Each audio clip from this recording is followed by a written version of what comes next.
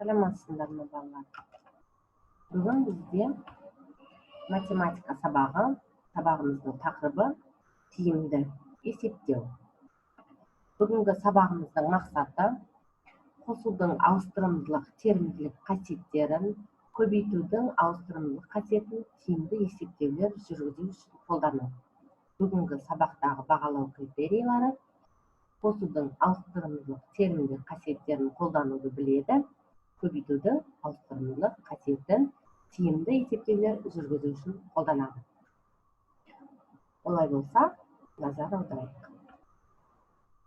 Сен бүгін ыңғайлы есептеуді және оны әртүрлі есептер шығаруда қолдануды үйренетін боласың. Экранда көрсетілген заттардың жалпы санын табайық. Қалай ойлайсың, ол үшін не істейміз? Дұрыс, кітап, қарындаш, дәптерлердің санын қосу керек. 7 қосылған 8, қосылған 3 деп өрнек құрамыз. Осы өрнектің мәнін табу үшін сол жақтан оң жаққа қарай амалдарды ретімен орындаймыз. 7-ге 8-ді қосса 15 шығады. 15-ге 3-ді қосса 18 шығады. Басқа тиімді тәсілмен есептеп көрейікші. Ол үшін қосудың терімділік қасиетін қолданамыз. 10 саны шығу үшін қай сандарды қосқан ыңғайлы? Дұрыс, 7-ге 3-ті қосқанда 10 болады. 10-ға 8-ті қосса 18 шығады. Ал енді 23 пен 18 сандарының айырмасын тауып көрейік. Сен 23-тен 18-ді қалай азайту керек екенін білесің. Бұны қалай тиімді тәсілмен шығаруға болады? Қара. Бірінші, 18 санына толық 10-дық шыққанша қосу керек. 20 шығу үшін неше қосу керек? Дұрыс, 2-ні. Екінші, 23-тен азайтамыз 20-ны. Тен 3. Үшінші, егерде 18 санын 2-ге арттыратын болсақ, онда нәтижені де 2-ге арттырамыз. 3 қосылған 2 тең болады 5. Олай болса, 23 азайтылған 18 тең болады 5. Есепті мұқият тыңда. Айшаның 150 теңгесі болды. Атасы оған тағы 150 теңге берді. Айшаның енді неше теңгесі бар?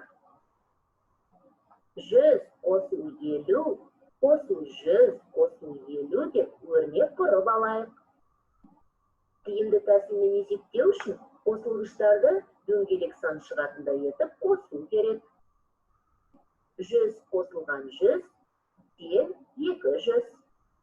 Және 50 қосылған 50 тең 100. 200 қосылған 100 тең 300.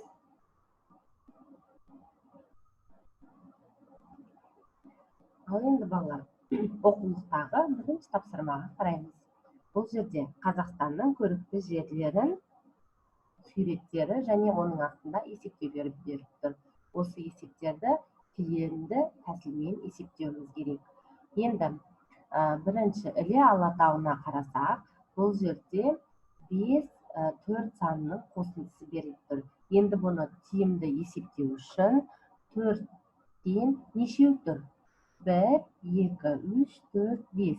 Яғни 4-тен 5 рет жазылып тұр. 5 рет бір-біріне қосылып тұр деген сөз. Олай болса, 4-ті 5-ке көбейтіп, мәнін табуымыз бізге өте тиімді. Енді екінші Іле өзені суретіне қарасаңдар, бұл жерде 11-ге 3-ті, 7-ні, 9-ды қосыпты. Енді осы сандардың ішінде біз тиімдісін іріктеп алып, өрнекті тиімді тәсілмен есептеуіміз керек. Бізге 11 мен 9-ды қосқан, 3 пен 7-ні қосқан тиімді болып табылады. Олай болса, арғара есепті осы тиімді тәсілмен орындауға тырысыңдар. Екінші тапсырма. Бұл жерде өрнектерді салыстырамыз. Өрнектеріміз көбейту бөлу таңбаларымен және де азайту қосуға байланысты берілген. Бұл жерде де амалдарды орындап, бір-бірімен салыстыруымыз керек. Үшінші тапсырманың асы. Бұл жерде саябақты көгалдандыру үшін әр қайсына 9-дан 3 қатар қайын көшеті отырғызылды. Барлығы неше көшет отырғызылды дейді. Бұл жерде 9-дан 3 қатар болса, қалай табамыз? Яғни бір амалмен шығарылатын есеп. Дәптерлеріне есептерді орындаңдар. Енді үйге 7-ші беттегі 4-ші тапсырма. Бұл жерде де есептерді шығарып, өрнектерді жазып, мәнін табуымыз керек. Сабағымыз осымен аяқталды. Бүгінгі сабаққа кері байланыс ретінде білім гүлі әдісін алып отырмын. Бұл жерде сабақ түсінікті болса, барлығы қызықты болса, көк гүл сал. Мен сабақты жақсы түсіндім десең, сары гүлді сал. Тақырып бойынша әлі де ізденуім керек десең, онда қызыл гүлді сал. Тапсырманың барлығын дәптеріңізге орындап, маған жолдаймыз. Осымен сабақ аяқталды.